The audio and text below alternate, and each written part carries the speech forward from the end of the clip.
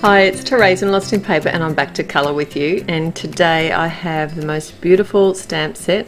Actually, I've got two here. They're from these Artsy Impressions, which is sold by Stamplerations, and a good friend of mine, Deepti, designs these stamps and sells them through there. They are just gorgeous, and I'm going to be using their floral bouquets, and they're called Blossom Sprays, and this is number 2, Blossom Sprays number 2.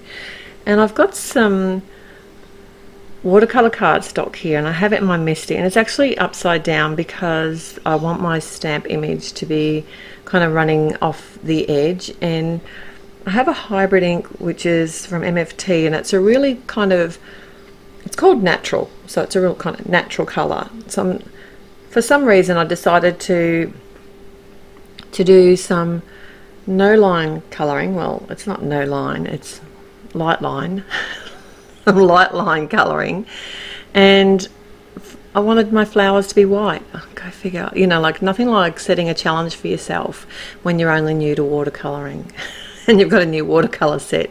So this is the Ultra New watercolours, and I'm still learning them and having heaps of fun with them. So I know there was a couple of points along the way where I was kind of thinking, not really sure if this is going to survive or not, but I just kept persevering, and basically I slowed down. I think that's a bit of my problem with watercolouring, is I try and do it as fast as I would, say, with pencils or with Copics, but you do have to allow time for your paint to dry, to get the layers and get that watercolor look, and stop trying to make, I'm finding I'm just too controlling. So for me it's about letting go and letting the water and the paint do their thing.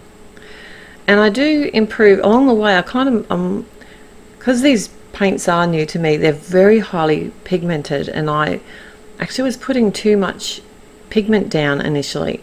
So things improved once I actually added more water, picked up less pigment, waited for it to dry, and then added more layers. I know, right? It's not rocket science, but apparently for me it is. Anyway, I had heaps of fun colouring this beautiful image, and maybe should have started with my Copics that I know and love and I'm very comfortable with, but you know, love a challenge. I'll link everything below, all the products that I've used. I'll also have more pictures and a complete list of products at my blog, which will be linked in the description below. So don't forget to head there, and also I'm going to link to Deepti's blog and also to Stamplerations, where you can see more of her beautiful stamps and designs. I know you're going to be as inspired as I am, so don't forget to head there as well.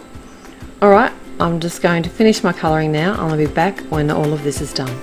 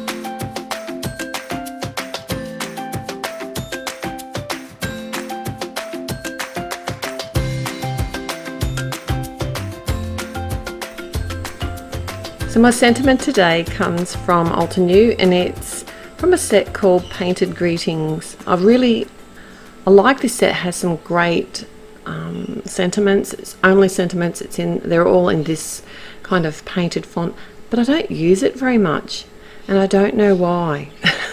Anyway, today I did, and I'm white heat embossing it on some, this is some Ultimate cardstock. This one's called Forest Glades, and with that powder that's on the back of the, you can see I prepped my cardstock with the powder. I just wait for the embossing to cool down, and then I just wipe it away with a cloth. It's as simple as that.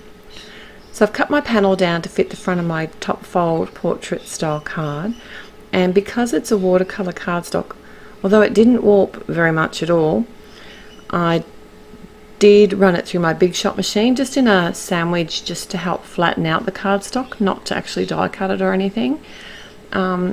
So I just used lots of ATG adhesive to make sure that that wasn't going to warp or move off the card front.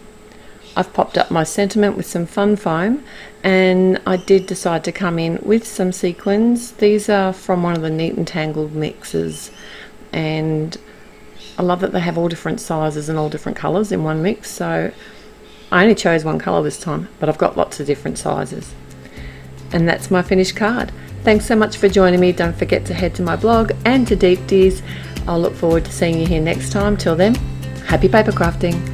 Bye.